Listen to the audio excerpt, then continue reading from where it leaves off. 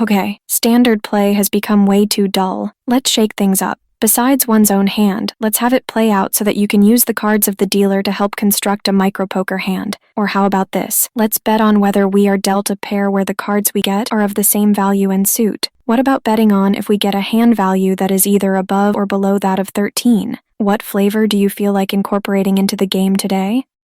Greetings and welcome back to Checkpoint Gaming Blackjack. With this episode, we'll be going over just a handful of variants, and if you're aware of more variants to the game than what we have listed here, feel free to share them, and we might include them in a future episode. With surrender, it is a variation that, after the initial 2 cards are dealt and the dealer isn't showing an ace, they can offer the player the option to surrender. A version of this is when the dealer possesses a jack, queen, king, or ace. If the player doesn't feel like their hand is strong enough to win, they can surrender, forfeiting half of their stake and their given hand, and is to occur before any more cards are dealt. It's also possible that this rule can change between tables. With a perfect pair, it is an optional side bet that is made the same time as the initial wager, and consists of the player thinking their first 2 cards is a pair possessing cards of equal value. With its payout, it is dependent whether the pair is mixed color, or same suit. If implemented and a perfect pair bet is made, it's done before dealing out the first card with each player given the opportunity to make said wager, which will have to meet the minimum limit for the table, and it can't exceed the maximum limit. With a mixed pair, it consists of a pair where each card is a different color, and it pays 5-1.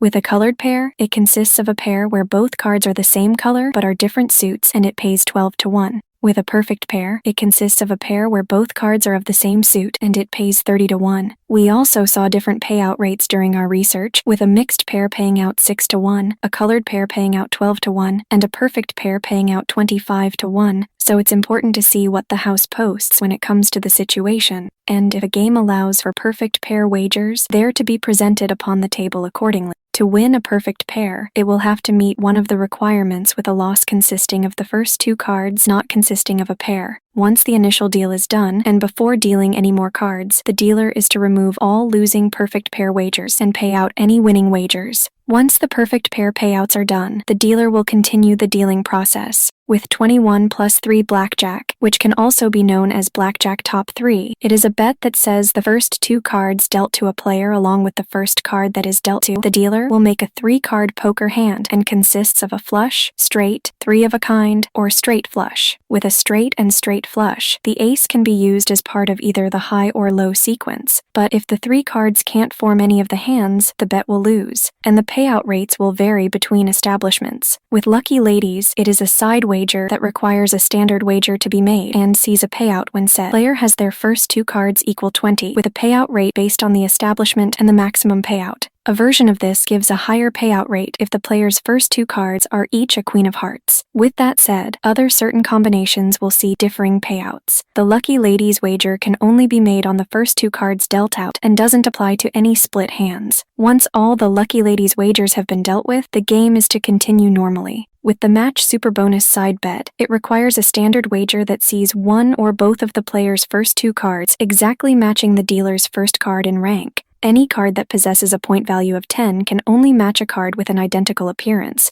With under 13, over 13, it's a bet that says the initial 2 cards that are found in a player's hand will have a certain total where all aces are valued at 1, all face cards are valued at 10, and blackjacks are valued at under 13. If a player bets on under 13, they will win if the point total of their initial 2 cards is less than 13. If a player bets on over 13, they will win if the point total of their initial 2 cards is more than 13. But if the value equals exactly 13, then the house will win. The responsibility of ensuring that the bets made don't exceed the initial bets falls on the players. On top of this, the under 13 or over 13 bet is separated from the initial bet and will not affect the outcome of the hand for which it relates. With Federal Pontoon, it uses the rules of Blackjack but with a few alterations. And with Pontoon, it's in reference to an ace and any 10-value card that is dealt as the initial 2 cards to either the player or dealer. With a shoe, it consists of 4 to 8 decks, with each deck consisting of 48 cards where the 10s have been removed. If a player has a pontoon, then the dealer will announce it, and the player receives a 3-2 payout, followed by the cards being removed before any other players receiving their 3rd card.